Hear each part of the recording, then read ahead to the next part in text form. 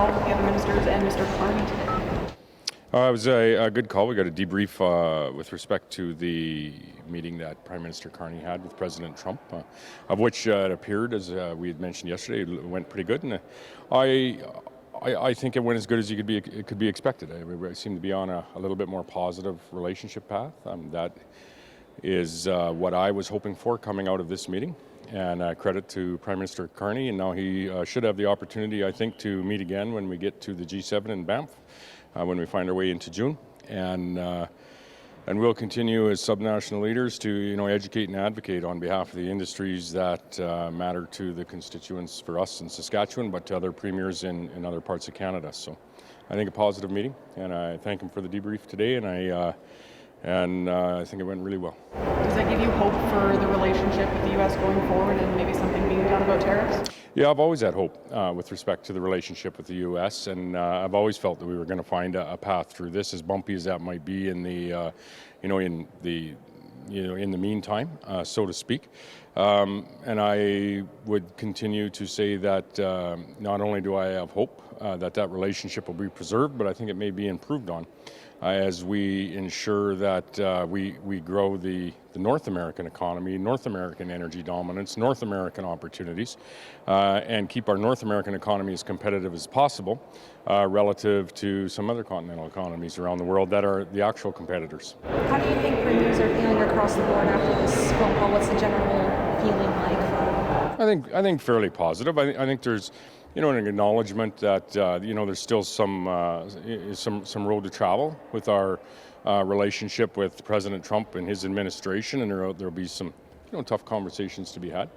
I think in fairness, I think there's also an understanding that there's some road for us to travel as Canadians, for us to come back and truly be unified, and that might look a little bit different in various parts of the country versus other parts. And so I think there's an acknowledgement that there's some hard work ahead of us. June 2nd meeting in Saskatoon. What can you tell us about that? Yeah, I'd invited the Prime Minister to Saskatchewan. He'd offered maybe we should host a First Minister's meeting there, and I said that would be great. Consider it done. And so we're planning in early June to host all of the premiers and the Prime Minister in Saskatoon. Look forward to it. It'll be a good discussion in the lead up to the G7 meetings in Banff. It'll be good ongoing discussion with respect to our relationship not only with the U.S. but also China.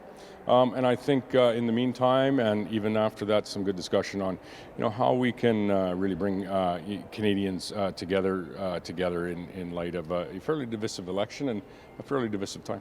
Western alienation, would that sort of be a bit of the focus of that meeting, trying to do something about it? Yeah, I think it'd be to some degree part of the discussion from Saskatchewan's perspective in every interaction we have with the new Prime Minister and the existing government. But I would hope it is, point by point, we're able to actually work on it in the meantime in some of the work that we're doing. And I think we can provide some relevant advice for some policy direction change for the Prime Minister so that we can, find that common ground where Saskatchewan industries and people are really feeling respected within the nation of Canada, and that hasn't always been the case over the last decade. I might have missed this earlier, but sorry. How are you feeling just after that meeting with the Prime Minister and the Premiers? Good. How are you feeling? I'm feeling good too. What's making you feel that way, though? I think it was, I think largely, one, I appreciated the debrief after the meeting yesterday. That doesn't always happen. Two, so that communication is good. Two, I was pleased with how the meeting went yesterday. I know, Prime Minister Carney had said don't expect white smoke coming out of the White House. I think many Canadians were happy that there wasn't black smoke coming out of the White House. And I think it sets, the positive tone to the meeting. I would hope sets the framework and the ground level for being able to build on that with the negotiations that will happen over the course of the next number of weeks and months as we review USMCA and likely add a number of more products to that. So there's a number of things when you look at the conversation that the Prime Minister and the President had that I think you could view as being positive, much more specific with respect to what we need to work on, a much more positive tone. There was no talk of governor, a little bit of 51st state, but I don't think the Prime Minister takes that seriously, and I don't think we as Canadians should should take that literally either. This is our largest trading partner, and I think that's probably the most positive meeting that we've seen in quite some time. So good.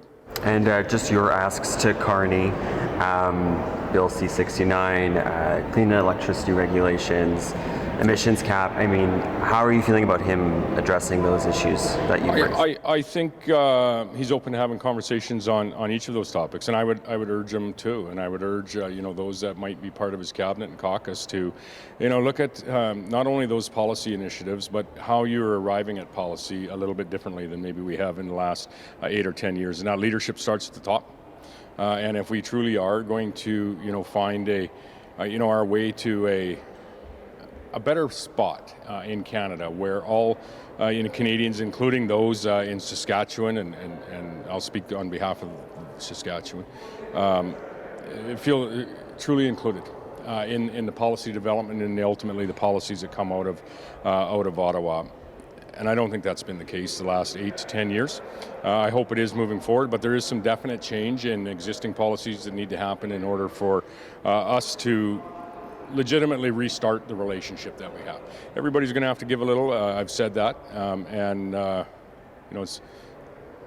the Premier of this province. He's the Prime Minister of our nation, and it's incumbent on us to at least attempt to work together, and that's what we're going to try to do.